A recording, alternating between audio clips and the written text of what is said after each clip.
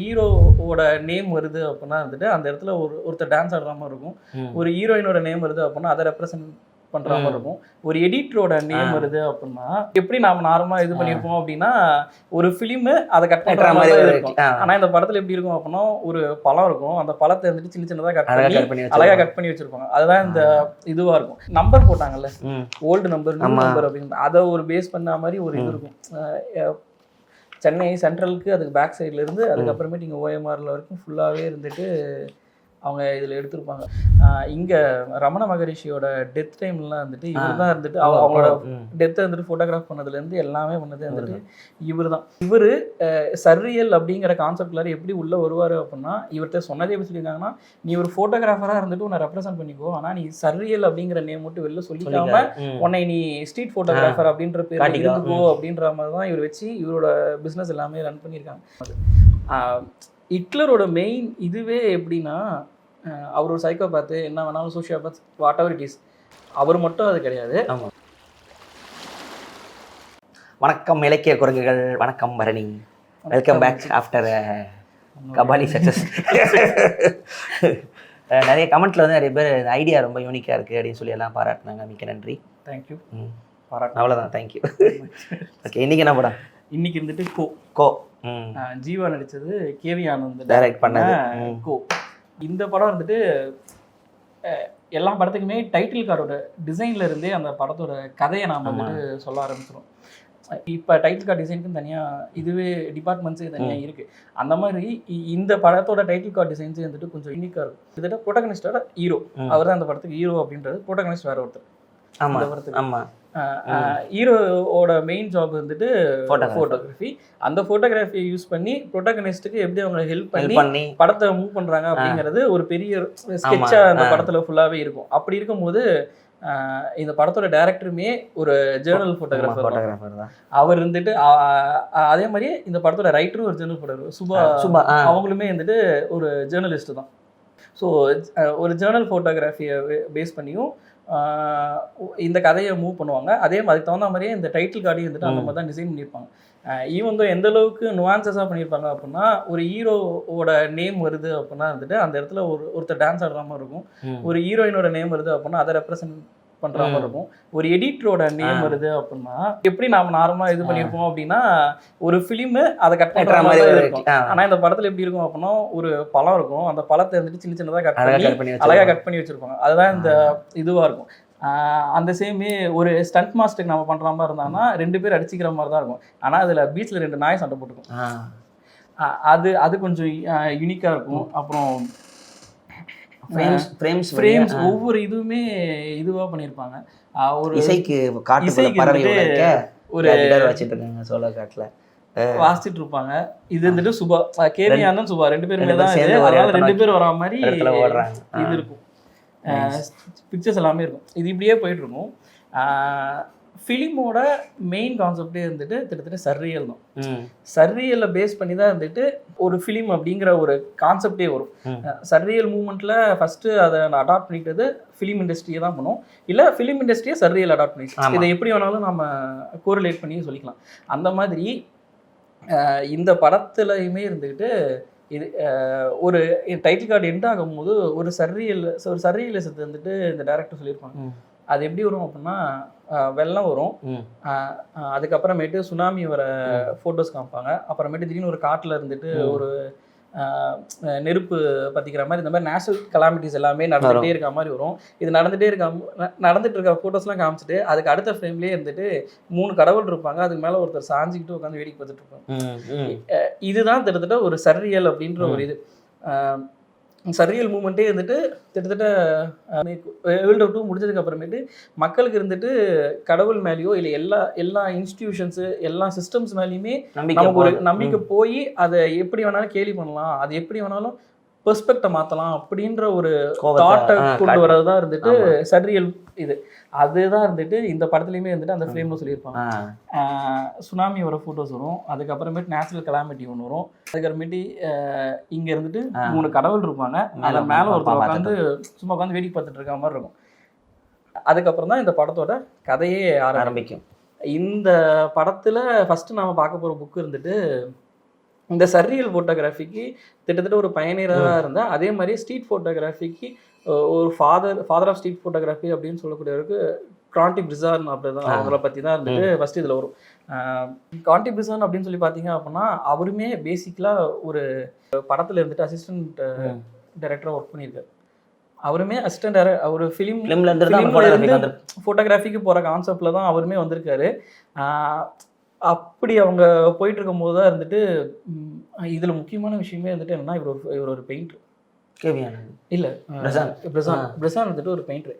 டிரான்ஸ்கி மருந்து இருக்கார்ல, அவர் தான் இருந்துட்டு எப்பயுமே ஒன்று சொல்லுவார். என்னன்னா, ஒரு இண்டஸ்ட்ரி இருக்குது அப்படின்னா அந்த இண்டஸ்ட்ரியை அடுத்த இப்போ இருக்கிற இண்டஸ்ட்ரியை ஒரு 10 வருஷத்துக்கு எகடாக யோசிக்கக்கூடிய யாராக இருப்பானா, ஒரு பெயிண்டராக இருந்தோ ஒரு ஆர்டிஸ்ட் இருந்துட்டு அந்த இண்டஸ்ட்ரிக்குள்ளே வரானா அவன் தான் வந்துட்டு அதை அப்படி யோசிச்சு வைப்பான் அப்படின்னு சொல்லிட்டு டிரான்ஸ்கி மருந்து சொல்லுவார். இந்த பிரிசான் அந்த மாதிரி தான். இவர் ஃபோட்டோ எடுக்கிற எல்லா ஃப்ரேம்ஸுமே பார்த்தீங்க அப்படின்னா வந்துட்டு கோல்டன் ரேஷியோ, அந்த ரேஷியோ கரெக்டாக ஃபாலோ பண்ணியிருப்பாரு. அப்படி இல்லை அப்படின்னா சிமிட்ரிஸ் அதை கரெக்டாக ஃபாலோ பண்ணியிருப்பாரு. இது எல்லாமே ஆர்ட்டில் ஃபாலோ பண்ணக்கூடிய ஒரு தியரிஸ். இவர் வந்ததுக்கு அப்புறமேட்டு தான் இருந்துட்டு அந்த தியரிஸை ஃபோட்டோகிராஃபி இன்னமுமே இருந்துட்டு நம்மளோட கேமராஸ் எல்லாம் வந்துட்டு அந்த ட்ரையாங்கிள்ஸ் வரது எல்லாமே வந்துட்டு 1/3 அதோட ரைட் கார்னர்ல இருந்துட்டு ஒரு மெயின் சப்ஜெக்ட் நம்ம ஃபோக்கஸ் பண்ணோம் அப்படின்னா இருந்துட்டு பார்க்குறவங்களுக்கு ஃபர்ஸ்ட் அங்கே இது பண்ணும், டாப் கார்னர், லெஃப்ட் கார்னர், அந்த மாதிரி ஒவ்வொரு இதுக்குமே வரும். ஸ்டீவ் மெக்கரியோட ஒரு ஃபோட்டோ இருக்கும். ஒரு பொண்ணு கேர்ள் இருந்துட்டு இருப்பாங்க. அவங்களோட கண்ணு மட்டும் ரொம்ப ரொம்ப ப்ரொஜெக்ட் ஆகி தெரியும். அவங்க உடம்புக்குள்ள இருக்க எல்லா வழியிலேருந்து எல்லாத்தையுமே அந்த கண்ணு வழியாக சொல்கிற ஒரு ஃபோட்டோஸ் வந்துட்டு இருக்கும். அந்த மாதிரி எல்லாமே இந்த கான்செப்ட் எல்லாத்துக்கும் கொண்டு வந்தது வந்துட்டு இவர் தான், பிரிசான் தான். இந்த பிரிசானோட மெயின் இதுவே இருந்துட்டு இவர் இந்தியாவில் நிறையா இது பண்ணியிருக்காரு. இந்தியாவோட பார்ட்டிஷன் டைம் ஆகட்டும், சைனாவோட யூத் மூவ்மெண்ட் ஆகட்டும், அந்த டைம்ல கவர் பண்ண மாசத்துங்கோட ரைஸ் இது எல்லாத்தையும் கவர் பண்ணது வந்துட்டு இவர்தான். ஃபோட்டோகிராஃபி நிறைய இருக்கு. ஃபுல்லா அந்த பிளாக் அண்ட் ஒயிட்ல இவர் எடுத்தது. எந்த ஃபோட்டோ நிறைய ஃபுல்லா அந்த ட்ரெயின்ல நிறைய இது ஒரு பையன் ஒருத்தன் மேல சோகமா உட்காந்துருப்பான், சுத்தி ஒட்டுமொத்த அந்த ஒரு அவ்வளோ ஒரு ஜனங்க இருப்பாங்க. நிறைய இந்தியன் பார்ட்டிஷனுக்கு தனியாக ஒரு ஃபோட்டோ இதுவே இருக்கு. நிறைய பேர் இதே டைம்ல வந்து ரகுராய் இருப்பார். இந்தியா சைட்ல இருந்து ரகுராய் இருப்பார். அவரோட கான்ட்ரிபியூஷனும் ரொம்ப பெருசாக இருக்கும். அப்புறம் கிஷோர் அப்படின்னு சொல்லிட்டு ஒருத்தர் இருப்பார், பராக்னு சம்திங் அவரோட பேர் வரும். அவருமே அவர் பங்களாதேஷி வார் அந்த டைம்லாம் ரொம்ப பெரிய கான்ட்ரிபியூட் பண்ணாங்க. இவங்கெல்லாம் ஃபோட்டோகிராஃபர்ஸாக கான்ட்ரிபியூட் பண்ணாங்க. இவங்க எல்லாருமே எந்த இடத்துல ஒன்றா இது பண்ணுவாங்க அப்படின்னா வந்துட்டு மேக்னமில் வந்து கனெக்ட் ஆவாங்க. மேக்னம் வந்துட்டு ஒரு கோஆப்ரேட்டிவ் சொசைட்டி. அந்த கோஆப்ரேட்டிவ் சொசைட்டி வந்துட்டு ஃபோட்டோகிராஃபர்ஸ் ரன் பண்ற அவங்களுக்கான இது பண்ற ஒரு கலெக்டிவ் மாதிரி தான் வந்துட்டு இந்த மேக்னம் அப்படிங்கிறது. இந்த மேக்னத்தை ஆரம்பிச்சது தான் வந்துட்டு பிரிசானு. அதுக்கப்புறமேட்டு ராபர்ட் கேப் அப்படின்ட்டு ஒரு வார் ஃபோட்டோகிராஃபர். அவரோட ஃபோட்டோகிராஃபி ரொம்ப ஃபேமஸ். இப்போ குவிண்டின் டாரண்டினோட ஒரு ஃபோட்டோ இருக்கும், அந்த கேமரா மாதிரி கன்னு மாதிரி ஒரு கேமரா சொல்றேன், அது எப்படி சுடுற மாதிரி இருக்கும்ல, அந்த இன்ஸ்டாகிராம்ல போட்டுட்டு 3 வாரம் நான் பிளாக் பண்ணி விட்டானுங்க. இது சூசைட் தாட்டை நான் ப்ரமோட் பண்றேன்.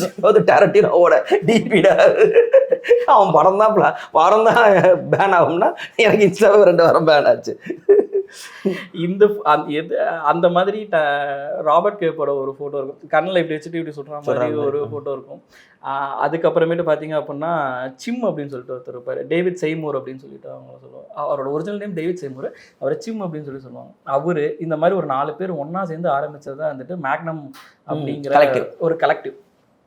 அந்த கலெக்டிவ்ல இந்தியாவிலேருந்து ரகுராய் இருப்பார். ரகுராயை ரெக்கமெண்ட் பண்ணது இவர் தான், பிரிசான். பரவாயில்ல, பெரிய கை அதப்போ ரகுராய். நீங்கள் ரகுராயோட ரெஃபரன்ஸ் பார்த்தீங்க அப்படின்னா அவர் இன்னமும் டிபார்ட்மெண்ட்டில் இருக்கார். அவர் பார்த்தீங்க அப்படின்னா தமிழ்நாட்டில் நிறைய பேர்த்துக்கு அவர் தான் இது பண்ணியிருக்காரு. இப்போ இவர் வைட் ஆங்கிள் ரிவிஷன் கிடையாது, பிசாசு படத்தோட கேமராமேன், அவர் ஒரு ஃபோட்டோ ஜெர்னலிஸ்ட். இப்போ ஜெயலலிதாவோட அஃபிஷியல் ஃபோட்டோ ஒன்று இருக்குல்ல, அந்த ஃபோட்டோ எடுத்தது வைட் ஆங்கிள் ரிவிஷன். ரைட். அவரோட ரெஃபரன்ஸ், அவரோட மென்டர், அதாவது அவர் மென்டராக நினச்சிக்கிறது வந்துட்டு ரகுராய் தான். ஏன்னா ரகுராயோட கேமரா எல்லாமே நேச்சுரல் லைட்டில் இருக்கும், பிளாக் அண்ட் ஒயிட்டில் இருக்கும், ஆனால் ஸ்டோரி அவ்வளோ பர்ஃபெக்டாக இருக்கும். அந்த மாதிரி இது பண்ணுறது இருந்துட்டு அவர் தான். அவர் வந்துட்டு மேக்னத்துக்கு ரெக்கமெண்ட் பண்ணது பிரிசான். இப்படி தான் இருந்துட்டு இது எல்லாமே இதாக இருக்கும். இதில் டேவிட் செய்மூர் அவரோட அவரோட நேம் சிம்மு, அவரோட ஃபோட்டோ ஒன்று இருக்கும். அவர் என்ன சப்ஜெக்டை கலெக்ட் பண்ணார் அப்படின்னா மெயினாக வேர்ல்டு வார் 2 முடிஞ்சதுக்கு அப்புறமேட்டு வேர்ல்டு வார் 2வால் பாதிக்கப்பட்ட குழந்தைங்களோட சைக்காலஜி எந்த அளவுக்கு அஃபெக்ட் ஆகிருக்கு அப்படிங்கிற ஒரு இதை பண்ணணும் அப்படின்னு சொல்லிட்டு யுனெஸ்கோ இது பண்ணும்போது இவரை தான் இருந்துக்கிட்டு ரெக்கமெண்ட் பண்ணி அவங்களோட சைக்காலஜி இது பண்ணுங்க அப்படின்னு சொல்லிட்டு பிடிஎஸ்டி மாதிரி போஸ்ட் ட்ராமாட்டிக் அந்த மாதிரி இது பண்ணும்போது அவர் தான் இருந்துட்டு இது பண்ணார். இதில் அவர் ஒரு ஸ்கூலில் போயிட்டு ஒரு குழந்தைகிட்ட சாக் பீஸை கொடுத்து உனக்கு என்ன தோணுதோ அது நீ எழுது அப்படின்னு சொல்லி சொல்லுவார்.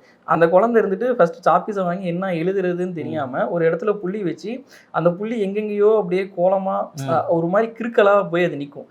அதுதான் வந்துட்டு அந்த டைம்ல இருந்த அந்த குழந்தைங்களோட நிலைமையே இருந்துட்டு மனநிலையே இருந்துட்டு அதுதான் இருக்கும் போருக்கு அப்புறமேட்டு. இது அதனால இருந்துட்டு போர்னால பாதிக்கப்பட்ட கால் உடஞ்சி போன குழந்தைங்க, அதுக்கு இருக்க கேம்ப்பு, இந்த மாதிரி இது எல்லாத்தையுமே அவர் தான் இருந்துட்டு ரொம்ப ஆர்காய்வ் பண்ணி இது இருந்துட்டு எந்த அளவுக்கு பண்ண இருக்கக்கூடாது அப்படிங்கிறது இதுதான் இந்த ஃபோட்டோ. இந்த குழந்தை தான் இருந்துட்டு அது. அதே மாதிரி இந்த குழந்தைங்க இருக்காங்களே இவங்க இருந்துட்டு கால் இவங்களுக்கு ஒரு கால் இருந்துட்டு இதாயிருச்சு. இவங்களால ஸ்ட்ரெயிட்டாக இது பண்ண முடியாது. ஒரு கால் அதே மாதிரி பேரலாக டம்மி ஷூ மாதிரி ஒன்று வச்சோம் அப்படின்னா இவங்களால நடக்க முடியும். இந்த ஷூவை ஸ்பான்சர் பண்ணி வாங்கி கொடுத்தது சிம் தான். இது எல்லாமே இருந்துட்டு அவர் அந்த ஆஃப்டர் வேர்ல்டு வார் 2 குழந்தைங்களை பற்றி அவர் எடுத்த எக்ஸ்பெரிமெண்ட் எல்லாமே. இது ஃபோட்டோலாம் பார்க்க அவ்வளோ இதுவாக இருக்கும்.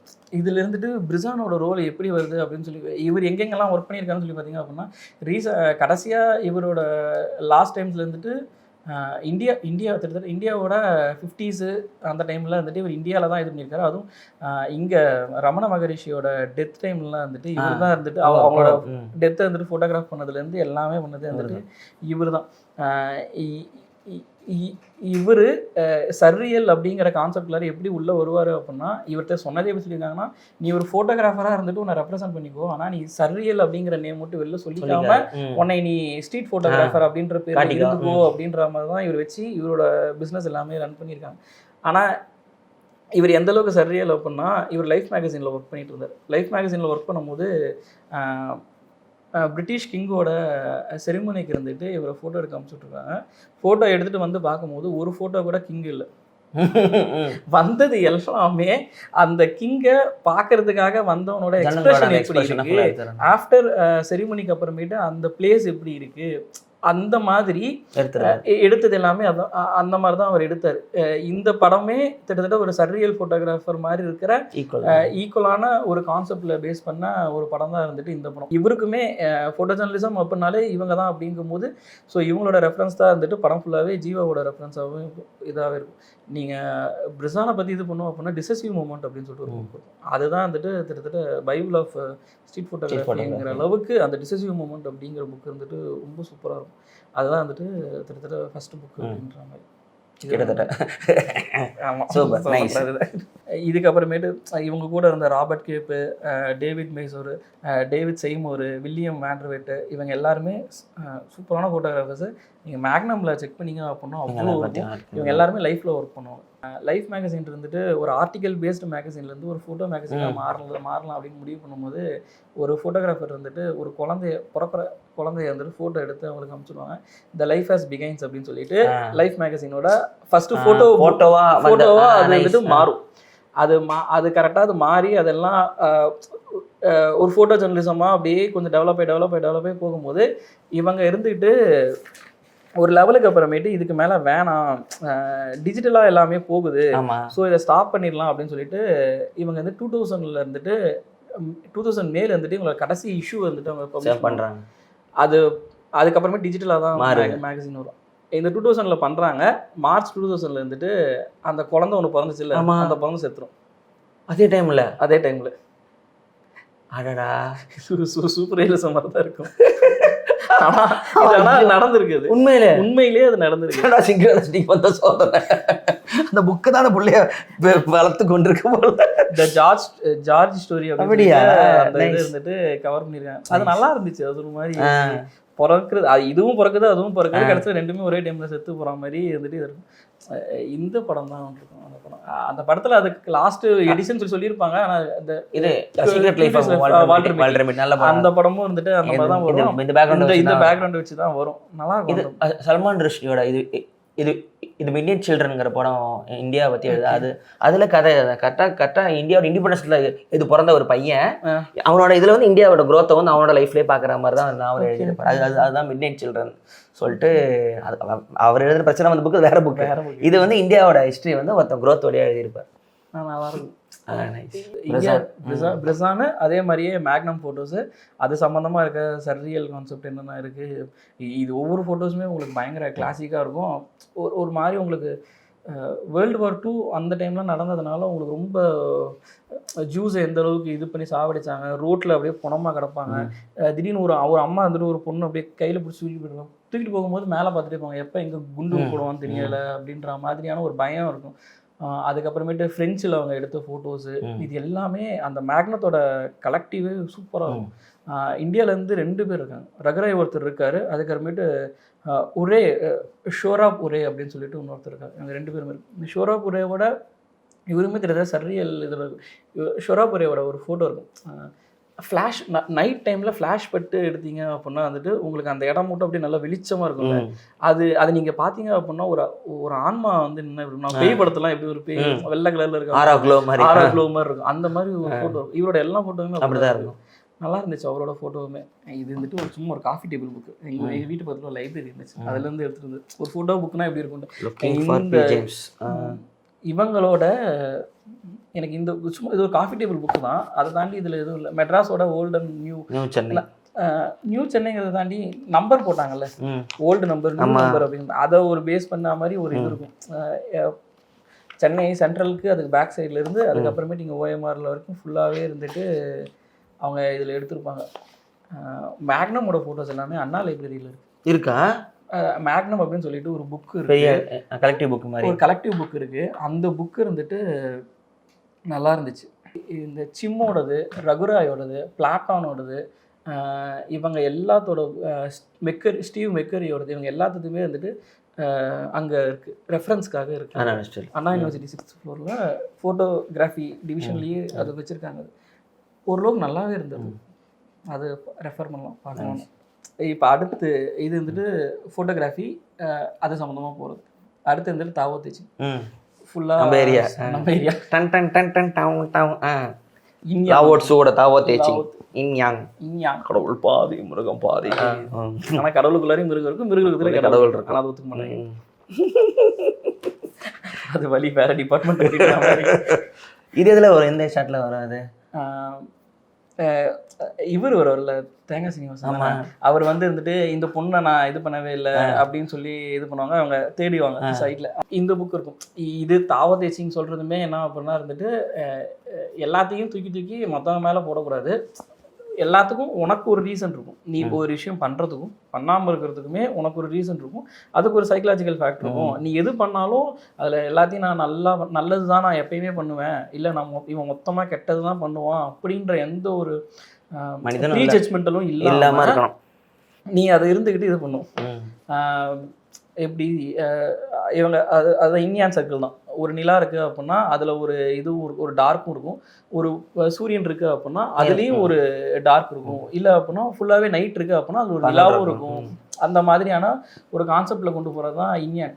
இந்த இந்தியன் நிறைய பேர்த்துக்கு ஒரு படித்து முடிச்சிங்கன்னா உங்களுக்குள்ளார ஒரு கில்ட் வரும். அப்படி இல்லை அப்படின்னா நீங்கள் இருந்துட்டு இது பண்ணிக்குவீங்க, உங்களை மாற்றிக்குவீங்க. ஆமாம், நல்லாவே வந்துச்சு. அது என்ன அப்படின்னா வந்துட்டு நான் தீதும் நன்றும் பிறத்தரவா அப்படின்ற மாதிரி தான். எனக்கு எது நடந்தாலும் ஒன்றும் அதுக்கு நான் பொறுப்பாக இருப்பேன், மற்றவங்க சொல்கிறதுனாலே பெருசாக எந்த ப்ராப்ளமும் கிடையாது அப்படின்ற மாதிரியான ஒரு சைனீஸ் ஃபிலாசபி தான். தாவோ தேசிங் அப்படிங்கிறதுமே இருந்துட்டு லாவோட்சு அப்படிங்கிறது ஒரு ஆளும் கிடையாது, ஒரு ஆள் தான். ஆனால் அது அவரோட பேர் கிடையாது. அது வந்து ஒரு வயசானவர் அப்படிங்கிறத மரியாதையா சொல்லக்கூட ஒரு ஔவையார் மாதிரி இது பேஸ் பண்ணதான் இருக்காது. தமிழ்ல இந்த மாதிரி ஒரு ரிலீஜியன் இருந்துச்சு தமிழ்நாட்டில், ஆசிவகம் ஒரு ரிலீஜன். அந்த ரிலீஜியனுமே கிட்டத்தட்ட அதை தான் சொல்லுவோம். உன்னோட எந்த தப்புக்குமே நீ மற்றவங்களை பிளேம் பண்ணுறதோ இல்லை இது பண்ணுறதோ ஒரு பிரச்சனையும் கிடையாது, அதுக்கு நீ தான் பொறுப்பேற்றுக்கணும் அப்படின்னு சொல்லிட்டு. இதனால தான் அந்த ரிலீஜன் மதமே இல்லை, ரொம்ப நல்லா இருக்கு. இதுதான் ரிலீஜன். பிளேம் போடுறது பார்த்தா கடவுள் நீ பார்த்துக்கோ. நாம ரொம்ப விவரமானவங்க, யார் நம்மள தப்பு சொல்றாங்களோ அவங்கள தான் நம்ம அழைப்போம். யாரும் என் தப்புக்கு பழி ஏற்றுக்கிறாங்களோ அவங்க எப்பயுமே. இப்ப இருக்கிற எல்லா ரிலீஜனும் சர்வே ஆகுறதே அந்த ஒரு கான்செப்ட்ல தான். எப்படி அவங்க நீ எதுவும் பண்ண வேணாம், தேங்காய் உடைச்சா அப்படின்னா நான் பாவத்தை மன்னிச்சிருவேன் அப்படின்னு சொல்லிட்டோம் அப்படின்னா பிரச்சனை இல்லை, நான் எதை வேணாலும் பண்ணிட்டு தேங்காய் உடைச்சிக்கலாம். இப்ப இல்ல அதுக்கு நீ தான் காரணம் அப்படின்னு சொல்லி நான் சொன்னேன் அப்படின்னா நான் உங்க கூட பேசுறதா நிறுத்துவேனே தவிர நான் செய்யறதை நிறுத்த. இது நார்மல் சைக்காலஜி, ஒரு மனுஷனோட இதுதான். இதுதான் வந்துட்டு இது புக் இருக்கும். இதுக்கும் அதுக்கும் சம்மந்தம் பெருசாக இல்லாத மாதிரி தான் இருக்கும்.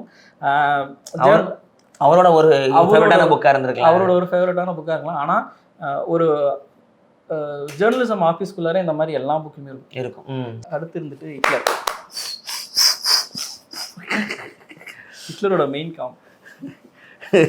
வாழ்க்கையில் நான் வியந்த ஒரு மனிதன், ஒரு மனிதனால் என்ன செய்ய முடியும் என்பதை உலகத்திற்கு காட்டிய இந்த குச்சிமுடி வீசி புறம்போக்கு தான் இப்போ வரைக்கும் ஒரு ஆராய்ச்சி பண்ணிட்டு இருக்கேன். எப்படி இவனால எவ்வளவு பெரிய விஷயத்தை பண்ண முடிஞ்சது.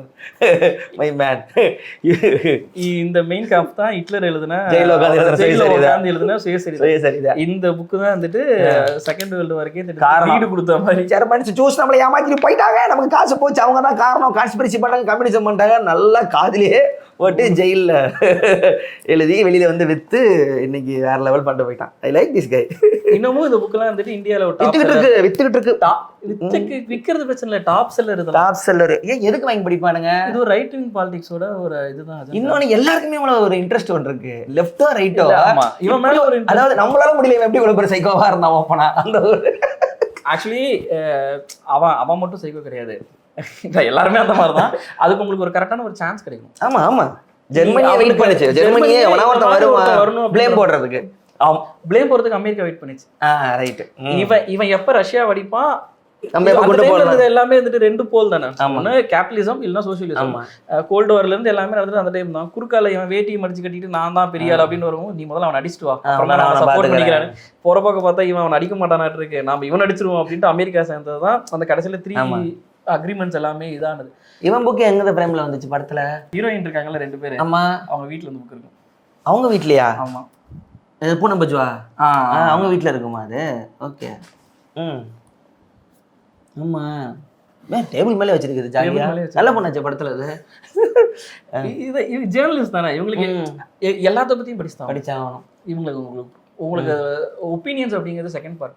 உங்களுக்கு எல்லாத்த பத்தினும் ஒரு பேசிக் அந்த மாதிரி இருக்கணும் உங்களுக்கு. இவங்களை பத்தி தமிழ்ல, ஹிட்லரை பத்தி தமிழ்ல வந்துட்டு பாராகவனும் மருதன் அப்படின்னு சொல்லிட்டு 2 பேருமே புக் எழுதிருக்காங்க. அது 2மே நல்லா இருக்கும். ஒரு பேசிக் இன்ட்ரடக்ஷன் இருந்துட்டு அதுல இருந்து உங்களுக்கு நல்லா கிடைக்கும். அது ஹிட்லரோட மெயின் இதுவே எப்படின்னா, அவர் ஒரு சைக்கோபாத்து, என்ன வேணாலும் sociopath, whatever it is. அவர் மட்டும் அது கிடையாது. ஸ்டான்ஃபோர்ட் பிரிசன் யூனிவர்சிட்டி எக்ஸ்பெரிமெண்ட் அப்படின்னு சொல்லிட்டு ஒன்று இருக்கு. அது பார்த்துருக்கீங்கல்ல? சாதாரணமா இருக்க எவனுமே கிடையாது, யாருக்கு ஒரு பவர் கிடைச்சாலுமே அவன் எப்படி பிஹேவ் பண்ணுவான் அப்படிங்கறதுதான் திட்டத்தட்ட அது எங்க ஆரம்பிச்சு அந்த எக்ஸ்பெரிமெண்ட் பண்ற சைக்காட்டிஸ்டே ஒரு லெவலுக்கு மேல இருந்து பயந்து ஸ்டாப் பண்ணுவாரு. அவரு ஸ்டாப் பண்ண மாட்டாரு. அவர் இருந்துகிட்டு அந்த பிரிசனோட வார்டனா பிஹேவ் பண்ண ஆரம்பிச்சிருவாரு. அவரே மாறிடுவாரு. அவரோட கேர்ள் ஃப்ரெண்ட் வந்துதான் வந்துட்டு நீங்க ரொம்ப வெளில வாங்கன்னு சொல்லிட்டு அந்த ஏந்திரி அப்படின்னு அவங்கள கூட்டிட்டு வருவாங்க. இப்போ ஹிட்லர் சைக்கோபாத் அப்படின்னு சொல்லுவாங்க. இதே தான் ஸ்டான்ஃபோர்ட் பிரிசன் யூனிவர்சிட்டி. ஹிட்லருக்கு மட்டும் கிடையாது, யாருக்கு அந்த டைம்ல கிடைச்சிருந்தாலும் அது பண்ணிடுவோம் சொல்லிட்டு. சைக்கோபாத்ங்கிறத விட இவன் அந்த வார்ல தோத்துட்டான், அதனால இவன் நம்ம திட்டுறோம். இவன் ஜெயிச்சிருந்தானா ஆப்போசிட்ல தோத்தவங்க நம்ம சைக்கோபாத் செகண்ட் பார்ட் வந்திருக்கும். அவ்வளவுதான். Main cup second part actually இருக்கு. அவரால இருந்துகிட்டு அதை இது பண்ண முடியல. ஃபர்ஸ்ட் பார்ட் இருந்துட்டு ரிலீஸ் ஆன டைம்ல இருந்துட்டு பெருசா ஃபர்ஸ்ட் ஷாட்ல இருந்துட்டு அது பெருசா விக்கல. இது லாஸ்ட் தான் அது. அதுக்கப்புறமேட்டு இவர் இருந்துகிட்டு நாசி பார்ட்டியோட ஜெனரல் ஆனதுக்கு அப்புறமேட்டு தான் இருந்துட்டு இவருக்கு நிறைய சப்போர்ட்டர்ஸ் நிறைய கிடைச்சது.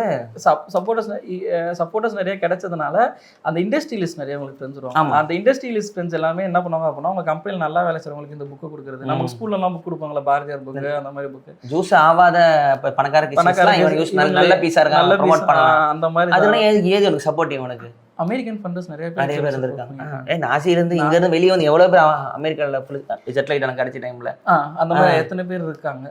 இன்னமுமே கிட்டத்தட்ட யூரோப்பியன் யூனியனோட மெயின் கண்ட்ரோல் இருந்துட்டு ஜெர்மன் கையில தான் இருக்கு. அந்த யூரோப்பியன் யூனியன் ஆரம்பிச்சதே இருந்துட்டு கிட்டத்தட்ட நாசில இருந்து ஒருத்தர் தான் யூரோப்பியன் யூனியன்ங்கிற ஃபார்மேஷனே இருந்துட்டு இது பண்ணிருக்காங்க.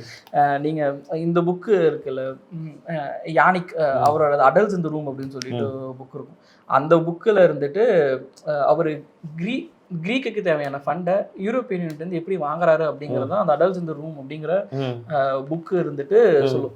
இது இருந்துட்டு அவர் புக் அது ஒன்றுக்கு எக்கனாமிக்ஸை பற்றி சொல்றாரு, கேபிட்டலிசம் எப்படி இதாகுது அப்படிங்கிறத பற்றி சொல்றது.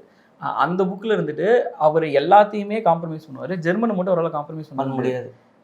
அங்க யூரோப்பியன் யூனியன்ல ஜெர்மனோட பவர் அதிகமா இருக்கு இருக்கும் அப்படிங்கிறதையுமே அது ரெப்ரசன்ட். இப்போ யூஎன்ல அமெரிக்கனோட பவர் எப்படி அவ்வளோ அந்த அளவுக்கு இருக்கோ, யூக்குள்ளார அவங்க ஜெர்மனோடது அந்த அளவுக்கு உள்ளார இருக்கு. இது எல்லாத்துக்குமே இருந்துட்டு இவங்களோட ஒரு நாசிஸோட ஒரு இது இருக்கு. இன்னமும் நாசி பார்ட்டி சின்னதா ஜெர்மன்ல இருக்கு. நியோ நாசி பார்ட்டி இன்னமும் இருக்கு. ஃபேன் ஒருத்தர் அங்க ஜெர்மன்ல இருக்காரு. அப்பப்போ இங்க ரேலிலாம் போவாங்க. வீட்டு அபார்ட்மெண்ட்ல இருந்து போட்டோ எடுத்து பாருங்க தலை மீட்டிங் போட்டுட்டு இருக்காங்க பாருங்க. ஒரு படம் ஜெர்மன் படம் ஒன்று வந்திருக்கு பாத்திருக்கீங்களா, லுக் ஹூ இஸ் பேக் அப்படின்னு சொல்லிட்டு. அந்த படத்தோட கதை என்ன அப்படின்னா வந்துட்டு ஹிட்லர் இருந்துட்டு பங்கர்ல இருந்து அவர் சூசைட் பண்ணிக்கு வரல, அந்த பங்கர்ல புதைச்ச இடத்துல இருந்து திடீர்னு அவர் இல்ல நார்மல் ஹியூமனாவே உயிரோட வந்துருவாரு. அதே ஹிட்லர் அவருக்கு வந்து பார்த்தா எல்லாமே வித்தியாசமா இருக்கும். இவர் மட்டும் பழைய ஆள் மாதிரி இருப்பாரு. எல்லாரும் இவரை பார்த்துட்டு சரி ஃபேன்சி ட்ரெஸ் காம்படிஷனுக்கு வந்திருக்கானாட்டு இருக்கு அப்படின்னு சொல்லிட்டு இவனை பார்த்து எல்லாம் சிரிச்சுட்டு அப்படியே போயிட்டே இருப்பாங்க. ஒரு ஜேர்னலிஸ்ட் கையில அவர் மாட்டிக்குவார். அவன் இருந்துக்கிட்டு அவரை கூட்டிட்டு ஜெர்மன் அப்படியே ஒரு டூர் மாதிரி கூட்டு போவோம். இவர் அங்க போகும்போது எல்லாத்துட்டையுமே இவர் ஹிட்லர் இல்ல, எல்லாத்துக்குமே ஒரு ஃபேண்டசி இருக்கு. அதுல பார்த்து எல்லாருமே இது பண்ணிட்டு இருப்பாங்க. அது ஒரு ஷோவா வரும். அந்த ஷோ எல்லாத்துக்கும் ரொம்ப பிடிச்சி போகும். மறுபடியும் ஃபேமஸ் ஆயிடுவாரு. கடைசியில பாத்தீங்க அப்படின்னா இவர் உண்மையான ஹிட்லருங்கிறது அங்க இருக்கிற கேபிட்டலிஸ்டுக்கு எல்லாத்துக்கும் தெரிஞ்சு ஆரம்பிச்சிருவாங்களா? ஆமா, இவரை கூட்டிட்டு போய் பாலிடிக்ஸ் பண்ண ஆரம்பிச்சிருவாங்க. இவரை கூட்டிட்டு போற வரைக்கும் அந்த படம் நடக்கும். அதுக்கப்புறமேட்டு என்ன பண்ணாங்கிறது படத்துல இருக்கு. லுக் ஹூ இஸ் பேக் அப்படின்ட்டு ஜெர்மன் ஃபிலிம் ஒன்று பாருங்களேன். நம்ம ஊர்ல எடுத்தாதான் பார்க்க மாட்டேங்கிறாங்க. இந்த இது தமிழ்ல வந்த விகடன்ல பப்ளிஷ் மறுபக்கம் ஹிட்லரோட கிட்டத்தட்ட ஒரு லெஃப்ட்டும் கிடையாது, அதுக்கு கரெக்டும் சொல்ல மாட்டார், தப்பும் சொல்ல மாட்டார். அவர் ஜூஸை கொன்னாரு, இது பண்ணாரு, எல்லாம் ஓகே. ஆனால் இருந்துட்டு அவர் வேற என்னென்னலாம் பண்ணியிருக்காரு அப்படிங்கிறத இது பண்ணால் அவர் எந்த அளவுக்கு குடும்பம் பண்ணாருன்னு இருக்கும். அவர் எந்த அளவுக்கு வோக்ஸ்வாகன் கண்டுபிடிச்சதுல இருந்து வந்து ஜெர்மன் நாசி கம்பெனி, ஜெர்மன் மக்களின் வாகனம் வோக்ஸ்வாகன் தான். இன்னமும் நம்ம ஹெயில் சொல்லிட்டு அடிச்சுட்டு தானே இருக்கோம். Elon Musk அடிச்சானே. ஸோ இவங்களோட இது அதெல்லாம் இருக்கும். இந்த படத்துக்குமே இதுக்கு இன்னொரு கனெக்ஷன் இருக்கும். நீங்க இந்த படத்தோட புரோட்டகனிஸ்ட் இருக்காங்க. ஆமா, அவன் கிட்டத்தட்ட ஹிட்லர் மாதிரி தான். ஆமா ஆமா கரெக்ட். இந்த இதுவே ஹிட்லர் ரொம்ப பேர் அஜ்மலோட ஜீவா நம்பிடுறான். அஜ்மல் அவன் தான் அடுத்த ஒரு இதுவா இருப்பான், நம்பிடுறான். எல்லாருமே ஹெல்ப் பண்றான், எல்லாரும் நம்புவாங்க. கடைசியில பார்த்தா ஆமாங்க, அதுதான் புக் வச்சிருப்பா போல. 9 வருஷம் கழிச்சு பரணி கண்டுபிடிப்பாரு. சொல்லதான் வரல, சரி மட்டும் கட் பண்ணி. நைஸ் நைஸ், வேற நம்ம கண்டுபிடிச்சிட்டோம் கனெக்ஷனை. அடுத்து இந்த மெயின் காப் புக் இருக்குல்ல, நமக்கெல்லாம் வரும்போது வந்துட்டு நார்மலா அவர் என்ன எழுதினாரோ அது மட்டும் தான் இருக்கு. ஜெர்மன்ல அவங்க எந்த அளவுக்கு கான்சியஸா இருக்கு, செல்ஃபி அவங்க எந்த அளவுக்கு கான்சியஸா இருக்காங்கன்னா இந்த பேஜ்ல இந்த ஒரு ஸ்டான்ஸா இருக்கு அப்படின்னா இது எந்த அளவுக்கு தப்பா ஆன்டிசெமிட்டிக்கா இருக்கு, இது எந்த அளவுக்கு கிட்டத்தட்ட ஆன்டிசெமிட்டிக்கா எப்படி போனிச்சு அப்படிங்கறதுமே வந்துட்டு சைட்ல வரும். அதெல்லாம் எதுக்கு நமக்கு? நீ தான் தூக்கி பிரசிடென்ட் ஆக்கிட்டு கேம்ப்லாம் கட்ட விட்டில என்ன எனக்கு எங்கிட்ட நல்ல மாதிரி வேஷம் கட்டி சைட் நோட்ஸ் இப்போ யார் கேட்டா? அவன் தைரியம் மட்டும் குடுறான் எனக்கு. உன்னோட மனசாட்சியெல்லாம் எனக்கு இப்போ தேவையில்லை, அதான் கொண்டுட்டில்ல.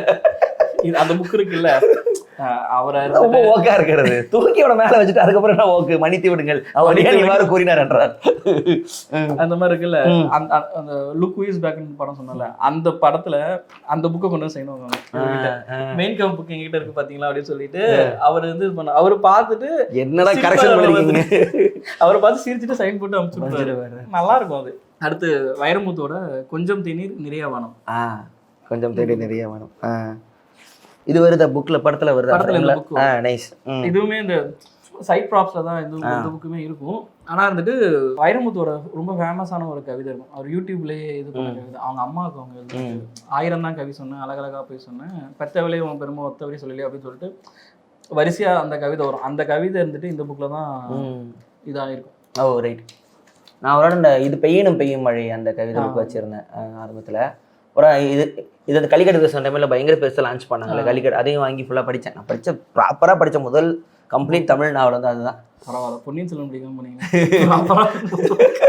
அதுக்கு இது எவ்வளோ பரவாயில்ல. இது அந்த கவிதையிலேயே நிறைய இது வரும். கத்தி எடுப்பவனோ களவான பெறணும், நான் யார் எப்படி வருவனே உனக்கு தெரியாது, என்னை இது பண்ணிட்ட, நீ வைரமுத்துலாம் நீ ஒன்றும் இது பண்ணல, நீ பெத்ததுல ஒன்று வைரமுத்துவம் மாறிடுச்சு அப்படின்ற மாதிரி ரொம்ப பொய்டிக்காக வரும். கத்தி எடுப்பவனோ களவான பிறந்தவனோ தரணியால் வந்திருக்கும் தாசில்தான் இவன் தானோ, இந்த விவரங்கள் ஏதுன்னு தெரியாமல் நெஞ்சூட்டி வளர்த்தவன நினைச்சா அழுக வருது, கதன்னு களிக்கிண்டி களிக்குள்ள குடி வெட்டி கருப்பட்டி நல்லெண்ணெய் கலந்து தருவாயோ, தொண்டையில் அது இறங்கும் சுகமான இளஞ்சூடு மண்டையில் இன்னும் மசமசன் நிற்குதம்மா அப்படின்னு சொல்லிட்டு இது வந்துக்கிட்டே இதோடய அழகாக வந்துக்கிட்டே இருக்கும். ரொம்ப எப்போ சென்டிமெண்ட்டாக மாறும் அப்படின்னா வந்துட்டு பாசம் கண்ணீர் எல்லாமே வெறிச்சோடி போன பழைய வேதாந்தம் ஆயிடுச்சு, நான் உன்னைய காப்பாற்றுவேன், நீ எனக்கு எவ்வளோ கஷ்டப்பட்டு காப்பாற்றிட்ட, நான் உன்னைய காப்பாற்றிடுவேன் அப்படின்ற நம்பிக்கை உனக்கு இல்லாமல் போயிடுச்சா, படிச்சுக்கிட்டே நான் உன்னை காப்பாற்றினேன்ல, படித்து முடித்து வேலை செஞ்சு உன்னை காப்பாற்ற மாட்டேனா அப்படின்ற மாதிரிலாம் வந்து அவங்க அம்மாவுக்கு எழுத படிக்க தெரியாது, அதனால உன்னைய பற்றி நான் எழுதாமல் போயிட்டேன் போல இத்தனை நாளா அப்படின்றதெல்லாமே இருந்துட்டு ரொம்ப இதுவாக இருக்கும். இது இந்த புக்கில் இந்த கவிதை நல்லாயிருக்கும். அடுத்து இருந்துட்டு அமைதிப்புறா அப்படின்னு சொல்லிட்டு அமெரிக்காவில் இருந்துட்டு ஒரு ப்ரோக்ராம் நடக்கும், வாஜ்பாய் எல்லாருமே அதில் இருப்பாங்க. அந்த டைமில் இருந்துட்டு அதை பற்றி எழுதின கவிதை ஒன்று இதில் இந்த தொகுப்பில் இருக்கும். அப்புறம் எங்கள் ஏர் இந்தியா விமானம் நியூயார்க் வானத்தில் தாள பறந்தது, சுதந்திர தேவி சிலையை தொட்டு போனது, சுட சுட கேட்டால் சுதந்திர தேவி, இந்தியாவிலிருந்து எனக்கு எது குணர்ந்தாய் வைரமுத்து, நீயே சொல் பார்க்கலாம் என்றேன் நான், காஷ்மீர் ரோஜா இல்லை இல்லை தேவி, இங்கு மொட்டு வெடித்தாலும் துப்பாக்கி சத்தம் ஒன்றும் துணுக்குறுவதால் பள்ளத்தாக்கில் பூக்கள் இல்லை, சரி திருப்பதி லட்டு கொண்டு வந்திருப்பேன், சுங்க சோதனையில் அது குண்டென்று சொல்லி என்னை கொண்டு போயிருப்பார்கள், சொல் என்னதான் கொண்டு வந்தாய். கேட்ட அமைதி பூரா படிக்கிறாங்க, டைமுக்கு போட்ட மாதிரியே இருக்கலாம். அரேபியாவில் இருக்கிற ஒரு சின்ன குழந்தை இருந்துட்டு கிளின்டனுக்கு எழுதுற மாதிரி கவிதை வரும். நீ டாலருக்காக எங்களை இது பண்ணுறியா, இல்லை டாலர் பெருசா இல்லை எங்களோட காசு பெருசா இருந்தாலும் உனக்கு பிரச்சனை. இப்போ ஏன்னா நான் வேணா உண்டியில் ஒரு 6 காசு சேர்த்து வச்சிருக்கேன், அதை வேணா உனக்கு நான் அமுச்சு விட்றேன், ஆனால் அதை நீ எடுக்கும் போது நான் உயிரோடு இருக்க மாட்டேன் அப்படின்ற மாதிரி அது ஒரு கவிதை போகும். இதில் இவர் மஹமூத் தர்விஷ்னு ஒருத்தர் இருக்கார், அவர் இது பாலஸ்தீனிய கவிஞர். இது மாதிரி அங்கே சைட்லேருந்து எழுதின கவிதைனா அவர் தமிழ் டிரான்ஸ்லேஷனில் படிச்சிருக்கேன், ரொம்ப நல்லாயிருக்கும். ரொம்ப ரொம்ப சின்ன வார்த்தை தான், அவர் பெரிய தேசிய கவினே பாலஸ்தீன் வச்சுருந்தார், ரொம்ப மொழியாக இருந்துட்டார். இப்போ இருக்கிறதெல்லாம் பார்த்துருந்தாருன்னா அவர் ஆளே அவ்வளோதான் அவர் மஹமூத் தர்விஷ்னு சொல்லிட்டு. ஆமாம், இப்போ ஹிட்லரையுமே நம்ம அவ்வளோ மோசமானவன், இத்தனை பேர்த்த கொண்டோம் அப்படின்னு சொல்லிட்டு இருக்கோம், இத்தனை ஜூஸை பண்ணோம் அதை பண்ணா இதை பண்ணோம் அப்படின்னு சொல்லிட்டு இருக்கோம்ல. இப்போ ஜூஸ் மட்டும் என்ன பண்ணுறாங்க, அதே தான் பண்ணுறாங்க, அதே தான் ஜூஸ் அதே தான் பண்ணுறாங்க. ஸோ இங்கே தான் உங்களுக்கு இருந்துட்டு அந்த ஸ்டான்ஃபோர்ட் பிரிசன் எக்ஸ்பெரிமெண்ட்டே இதாகும்.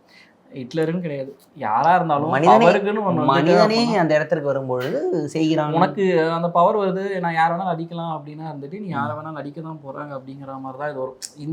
அந்த கவிதை இந்த 2 கவிதை சொல்றதுமே கிட்டத்தட்ட அதை தான் சொல்லும். நானும் இல்லை நீனு இல்லை, எழுதி ஒரு 50-60 வருஷமா இந்த பிரச்சனை இருந்துகிட்டு தான் இருக்கு, அது இன்னமும் இருந்துகிட்டே தான் இருக்க போகுது, அப்படிதான் இருக்கும். அடுத்து இருந்துட்டு தமிழ் கலைக்களஞ்சியம்.